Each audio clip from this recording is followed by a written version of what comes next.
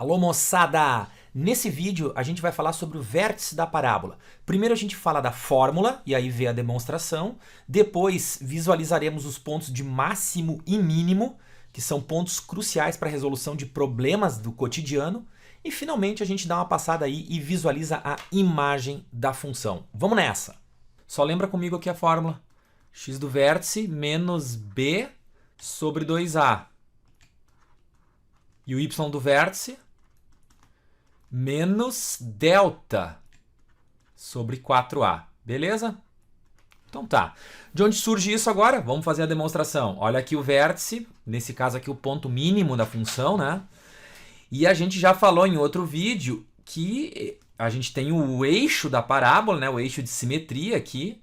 Essa aqui não está muito bem desenhada, né? Mas vamos lá, esse é o famoso eixo de simetria. E esse eixo contém o vértice da parábola sempre, ok? E aí, como a gente tem a simetria aqui, eu posso perceber nos cortes com o eixo x, esses dois pontos simétricos, são as raízes da função. E o nosso x de vértice, ó, o x do vértice, ele está exatamente no ponto médio entre esses dois pontos, entre as duas raízes.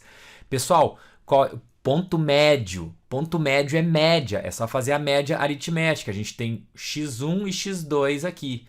Então, o x do vértice é a média aritmética. É o x1 mais o x2 dividido por 2. x1 mais x2, isso quer dizer soma das raízes.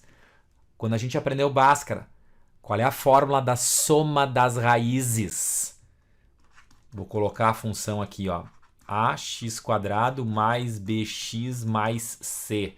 A fórmula da soma das raízes, x1 mais x2, é igual a menos b sobre a. Então, gente, o que temos aqui é simplesmente isso, menos b sobre a. E quando a gente organiza isso aqui, surge a fórmula do x do vértice, menos b sobre 2a. Está liquidado. E agora o y do vértice. Pessoal, a gente vai simplesmente jogar esse x do vértice dentro da função. A exemplo do que a gente já fez numericamente num exemplo anterior. Então vamos simplesmente jogar o x do vértice dentro da função, dentro da lei.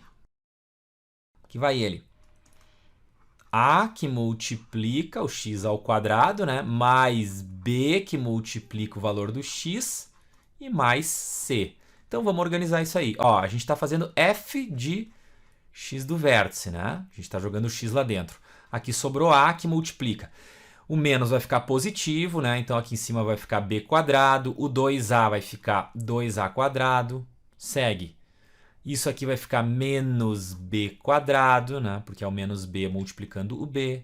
Embaixo ficou 2a e ainda sobrou o mais c. Aqui dá para fazer uma simplificação. A gente tem esse a para tirar aqui com a² e reorganizar a casa. Então, f de x do vértice é igual a b² sobre 2a menos b². Opa, aqui não é 2a, né? Aqui eu errei, hein? Aqui é 4a, né? Claro que ali em cima, ó, aquele 2a² ali foi elevado ao quadrado, 2 foi elevado ao quadrado, deu 4. Ajeita aí. 2a mais c. Ainda bem que eu vi a tempo, né? Então, f de x do vértice é igual. Aqui vou fazer um MMC.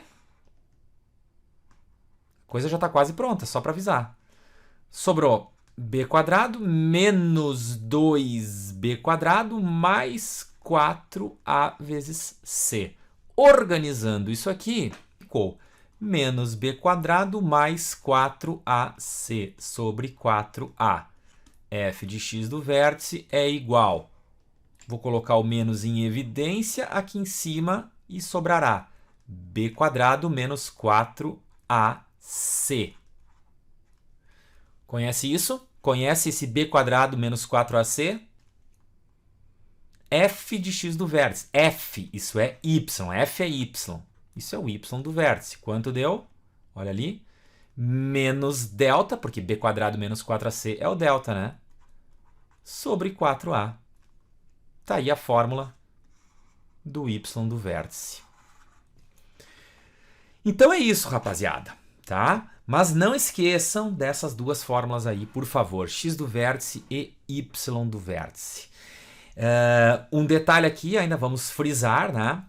Quando a parábola está com a concavidade voltada para baixo, eu tenho um ponto máximo, e quando ela está com concavidade para cima, eu tenho um ponto mínimo. Vamos lá? Vamos ver isso aqui.